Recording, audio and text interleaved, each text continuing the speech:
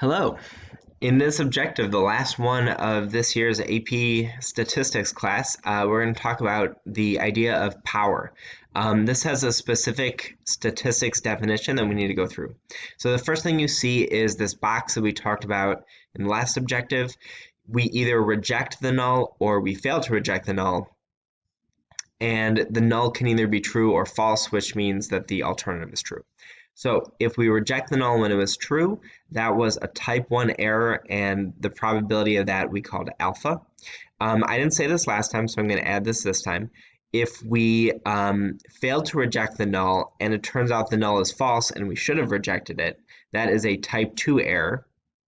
And the probability of that is, we call that beta. So the Greek letter beta.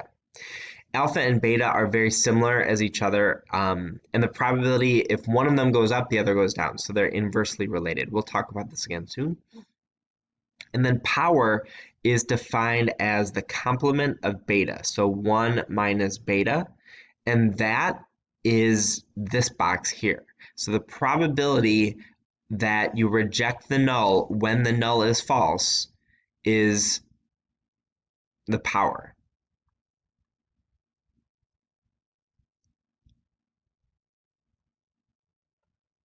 Okay?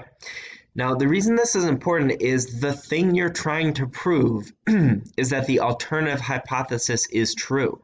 So the power is the probability that you prove the thing you're trying to prove. So obviously, power is a good thing. The higher the power, the more likely you are to prove the thing you're trying to prove, and the lower the otherwise. A couple of facts about power. I put them on the next slide, but I'm going to go back and forth. First is what I just said. It is the probability of rejecting a null hypothesis that is false. In other words, it's the probability of rejecting something you're supposed to reject, or the probability of proving the thing you're trying to prove. This is the thing that matters most in a hypothesis test, which is why it gets a name. See how we don't have a name for this box? The probability of not rejecting a null that you're not trying to reject. We could write something for that too. We could give it a name. It's just not important, and we're not trying to do it. So it will never fill this in. It doesn't have a name. And even this, the beta, only has a probability so that we can define power, so we can get there. The second important thing about power is that it is directly related to alpha and inversely related to beta. And you can probably see this in the definition. Because power is 1 minus beta, what that means is if beta goes up, power goes down. Or if beta goes down, then power goes up. And since beta was inversely related to alpha, that means that power is directly related to alpha. So if you want more power, you can make your alpha go up. And if you want less power, not that you would, but if you did, you can make alpha go down. So there's a direct relationship between these two things. And that is really important because, as you know, we choose what alpha is. The third important thing about power is, this is kind of how it's calculated. The further the test statistic is from the null, the larger the power will be. Another way to say this is that the test statistic, Z or T, is farther from 0. You kind of already know this. Is a test statistic of 1.8 an unlikely occurrence? No. We know that 2 is kind of the cutoff, so we would say that this test does not have very much power because we'd be hesitant to come to a conclusion. However, if the test statistic was like 6.7, like we would definitely call that unusual, and this would be a situation where we would come to a conclusion very quickly. So the farther the test statistic or the observed statistic is away from the null, the larger the power is. Finally, high power is a good thing, and there's only 2 ways to increase power. One is to increase alpha, as we said, and then the other is to increase the sample size. So increasing sample size is always good. So if you can increase the sample size or increase the alpha, then power goes up. The downside to increasing alpha is it increases the probability of a type 1 error, because that's what alpha is.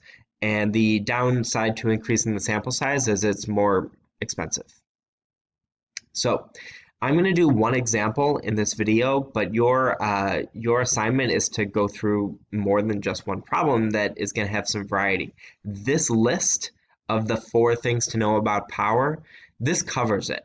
So refer back to this as you go through these. All right, so our first example, this is an AP question.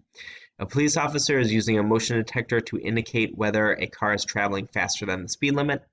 And then I'm going to do this fast, a speeding ticket is issued if they're speeding. Okay, so the null hypothesis is the driver is not speeding. The alternative is that they is, and then, I'm sorry, that they are. And then it says, what describes the power of this test? So I'm going to go back to this list of important things about power. And in this case, I'm going to look at this first one, number 1. Power is the probability of rejecting a null that is false, or it's a probability of proving the thing you're trying to prove. This is kind of the one that I like the best. Sorry for my underline. Proving the thing you're trying to prove. So rejecting a null that is false would mean that we're rejecting this null, we're proving this, and we're not making an error, we're doing it right. So first thing about power is that the alternative is true and the null is false. So the driver is speeding. So A is still an option. B we can reject because it's a driver who's not speeding. C is still an option. And then D we can reject because it's not speeding. E doesn't make any sense. E is like their nonsense answer here. Then the power is that the alternative is true and that we prove that. So if the driver is speeding, would we issue them a ticket or would we not issue them a ticket?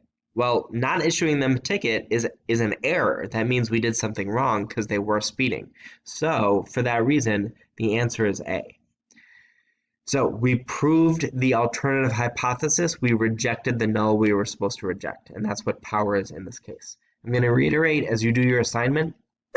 Excuse me. Go back to this list of 4 things about power. All the questions you see at some point are going to ask about these facts. And that's it for AP statistics for you.